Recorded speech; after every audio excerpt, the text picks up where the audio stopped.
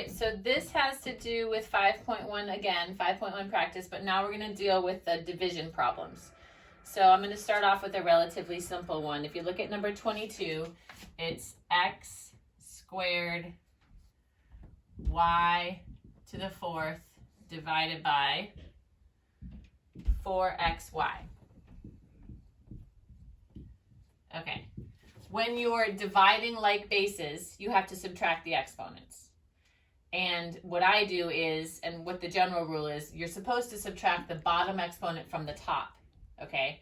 And in this case, it works just fine. The bottom exponents are 1, right? And the top exponents are bigger.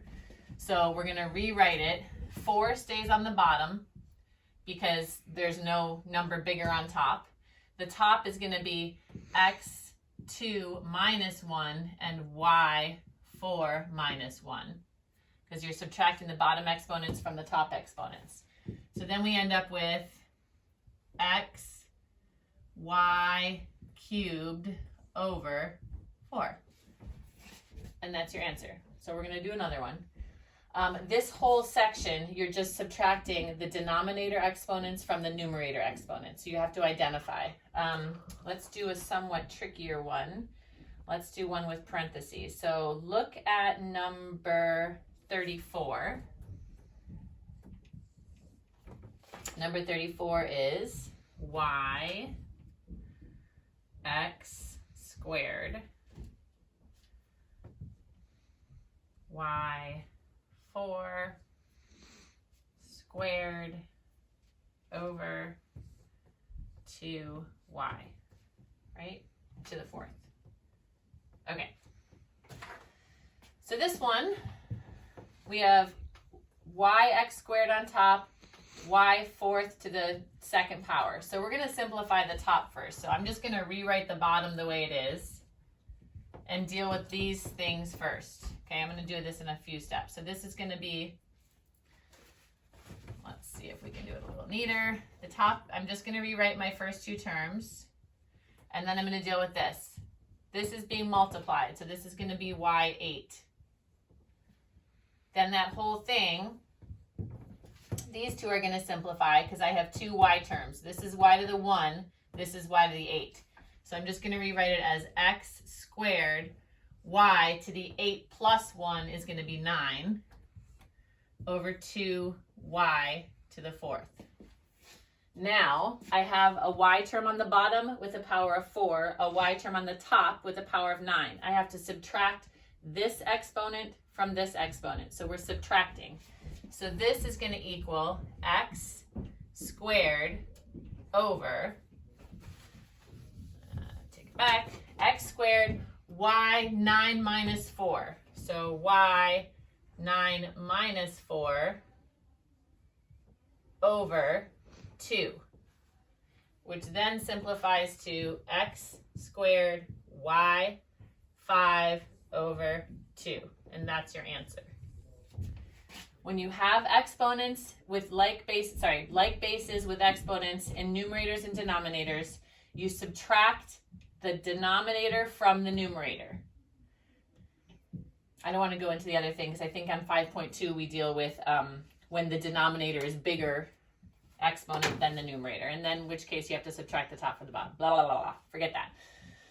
This is that part. Let's do one more.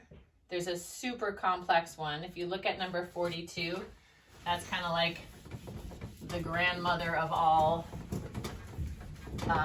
exponential problems. But the thing is in the old, what do I always say about math? Well, I always say lots of stuff, but one of them is it trains you to tackle your problems in a logical order, right? So it's not just math, but life issues, right? You learn to put them in an order and attack them in a manner that makes them less impossible seeming. So we're going to do the same thing with number 42, okay? So 42 looks like a beast, but if we break it down and work through it one step at a time, it's not a total disaster. So 2q, hopefully none of you are too dyslexic because this is a bit of a bitch because of the q's and p's.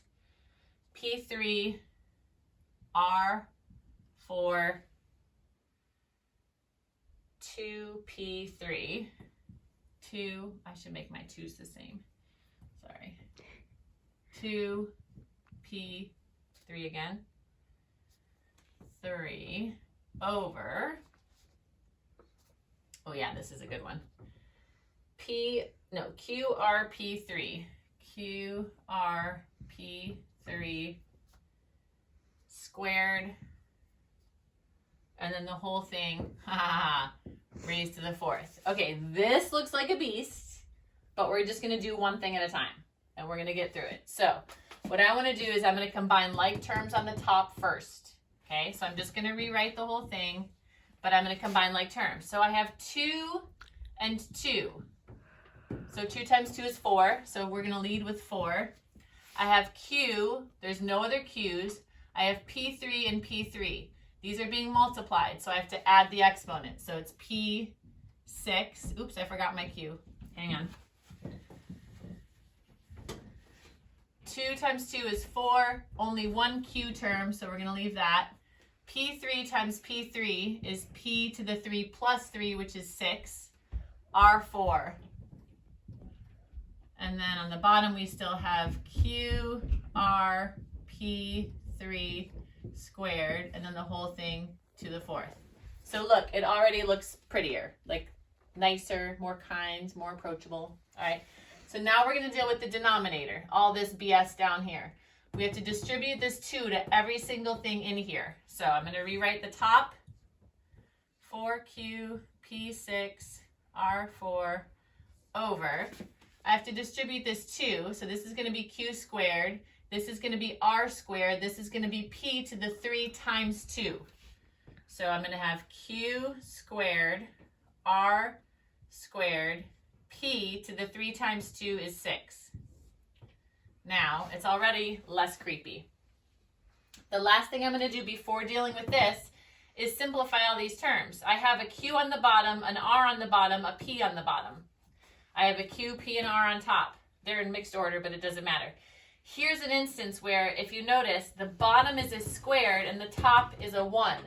So if I subtract the bottom from the top, I'm going to get a negative exponent. And when you have a negative exponent, that just means inverse it. So instead of confusing your brain at all, just subtract the smaller one from the bigger one. And then it stays wherever the bigger one is, right? So the bigger one happens to be on the bottom. So I'm going to subtract Q1 from Q2 and keep it on the bottom.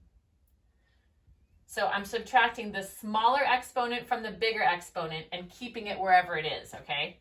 So this is going to equal 4 stays on top, Q to the first power, Q to the second power. So Q to the 2 minus 1 means the Q is going to stay on the bottom, and that's just going to be Q to the first power. Then I have P to the 6th and P to the 6th. Well, any number divided by itself is 1. So no matter what P is, P on the bottom is going to be the same. So P to the 6th and P to the 6th just cancel off because we could write a 1, but that's unnecessary. Okay, so those guys cancel off. I have R to the 4th minus R squared. So we're just going to have 4 minus 2 on top is 2. Now, look how simple it is. It's getting easier. Okay, so now I have to distribute this stupid guy to every single thing inside the parentheses. To here and to here. Why? So I have 4 to the 4th, R to the 2 times 4 is going to be R to the 8th, and Q to the 1 times 4 is going to be Q to the 4th. So our final answer is going to be 4 to the 4th, R to the 8th, Q to the 4th. 4 to the 4th is 16 times 4 is 64 times 4 is 256. Kabam! Go ahead, check my math. Go ahead, check it. So we could rewrite it as 256 R8 Q4. So if you can follow this, you can do all of these on 5.1. You should do all of them. Keep your brains fresh. I'm going to give a special shout out to my kids who I heard from this week. Hi, Dejanay. Hi, Michelle. Hi, Alex. Hi, Keon. Hi, Andrea. Hi, Austin. Hi, Kylie. Hi, Alexia. Who else did I chat with this week? Abby. Hi, Abby.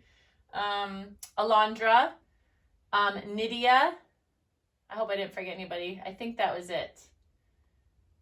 Okay, bye guys. Hopefully see you soon.